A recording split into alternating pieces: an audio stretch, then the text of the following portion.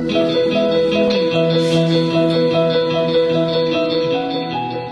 Rosebank Union Church, I want to tell you about some exciting new developments in our virtual church experience.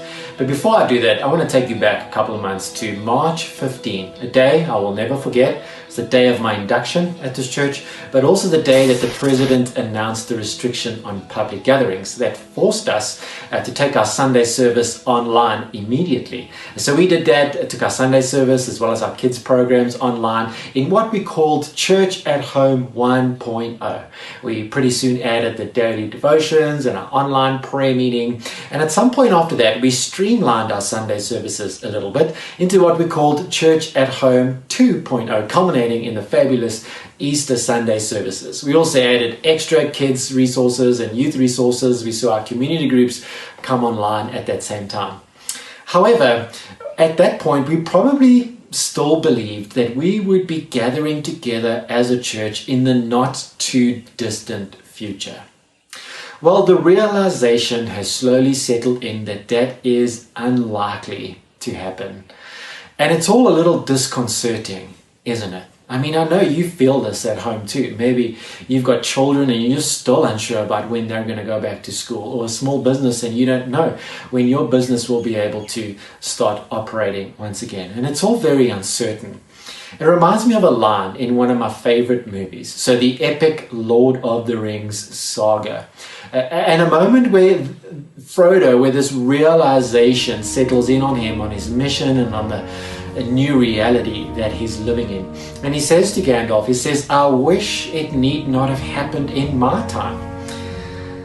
Well, so do I, said Gandalf, and so do all who live to see such times. But that is not for them to decide.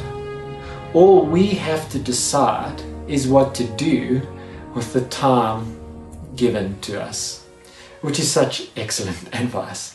So we're about to make some significant shifts in our online church as we try to figure out how best to make use of this time given to us. That's all going to start with our Sunday service. It's time to roll out Church at Home 3.0, and we are particularly excited about this version of Church at Home. And the changes all center around the ability to build community and increase participation and engagement in what God is doing on a Sunday morning. It's not going to change how you access church, but it will certainly change your experience of church. But we're also going to add just other ministries to that as we try and navigate this new normal.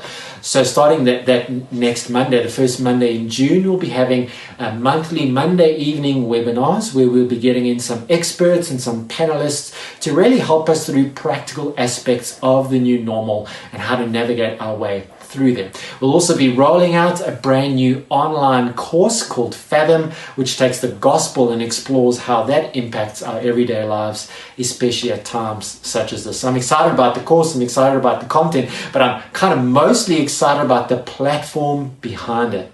Our lockdown legend, Michael, has been busy working on a brand new online learning platform that's going to enable us to do all of the equipping and training and classroom-oriented events in a fabulous online way. So look out for that.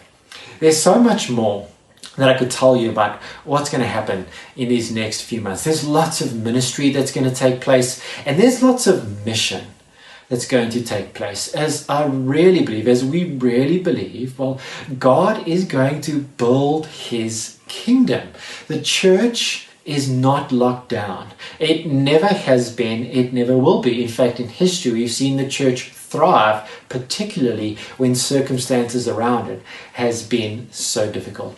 And so I want to ask you to do one last thing, and that is to join us tonight as we gather for our weekly prayer meeting. It'll be a little bit different tonight as we gather together on Zoom, which will enable us to kind of increase that participation and engagement as we come before God in dependence, asking him to fill our sail as we head into the deep waters of online church. Ask him to lead us as individuals, as families, as a church community, as we navigate this new normal together, and ask him to use us as a church to reach others around us in this wonderful city. I'm so grateful to be able to be on this journey with you as we see all that God has in store for us as individuals and as a church. Hope to see you tonight and in all the other ways that we'll be doing community together in this new normal.